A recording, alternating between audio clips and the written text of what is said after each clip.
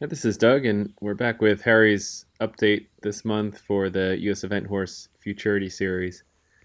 We had all the updates leading up to now, near enough. All of them were in a competitive environment, so wanted to show a bit more what we might be doing on a normal day at home. And we had Courtney videoing here. I would say on our normal day to day, I think this video is 5.5 minutes long, and he maybe did one more minute of work total. So I would actually keep it quite short with them as young as he is, but I would certainly look to expect a very consistent, steady, um, both contact, tempo, and energy level throughout. As you can see, Harry is an exceptionally good mover, and he's just trying to find his balance. He's a little bit butt high right now. We're in the middle of another growth spurt, so he should clear out, I think, at the end, somewhere around 17 to 17.1 is my best guess. But as you can see, we do a lot of change of direction and just looking to, again, establish a nice free forward feel to a consistent contact. He would be one on occasion, you can sort of see here, where he gets a little bit low and starts to hang a hair. And again, pretty minor, but looking always to see if we can get him up and his nose out, that he'd be reaching for the contacts.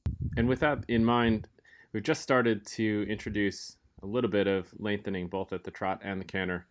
And this is our first attempt, not looking for anything crazy here by any way, shape, or form, but trying to keep the tempo the same and start to get a gradual increase in stride length.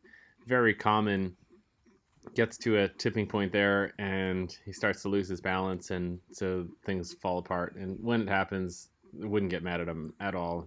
Just sort of bring him back, again, reset and try again. And you'll see, I think, in the next time or two here that he thinks, okay, well, maybe we're thinking canter, and again, no big deal, back to the trot, and then again we're asking for a little bit bigger step. Just reiterating, in the introductory phases, I just wouldn't get mad at him at all. Just trying to, if it's incorrect, in a quiet way, make a correction, sort of reset, and give it another shot until we get the desired result. And then from there, then we'd move on to whatever might be next. So I think this is our last lengthening. I think we start to get something here. Again, we get a small increase in stride length, the steady tempo, and his balance remains quite good. So at that point, on to something else. So go to collect and back up into the canter. And the other thing we've been starting to introduce is a little bit of counter canter. Again, nothing crazy at all, but we will go from the rail to the quarter line and back. As you can see, he's got a wonderful canter.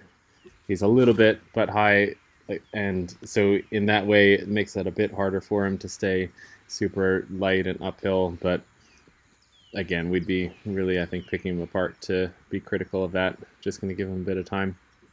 But as you can see, the counter canter, I'm not going to make a big deal of it at all.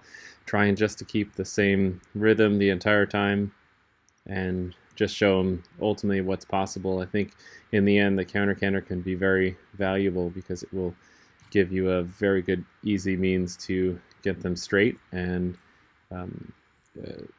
ultimately, I think it's a very good suppling exercise and can come in handy, especially in a charged environment. Going from your counter canter to true canter back and forth, it really tends to be able to focus them and get them thinking about what we're doing here versus maybe whatever external pressures or exciting things might be going on at the show.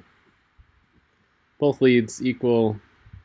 I mean, in all honesty, he's just a wonderful horse, and so it makes the whole thing a whole lot easier.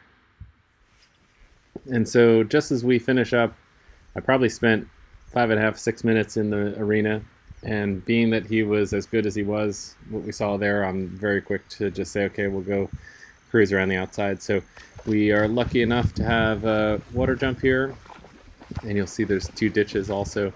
Every single horse, from the time that they're 4 on, when we're cooling out after working in the ring or jumping or whatever it might have been, would just go on a long rein, go through the water. Big guys would hop off the bank just at a walk, and then up to the ditch here.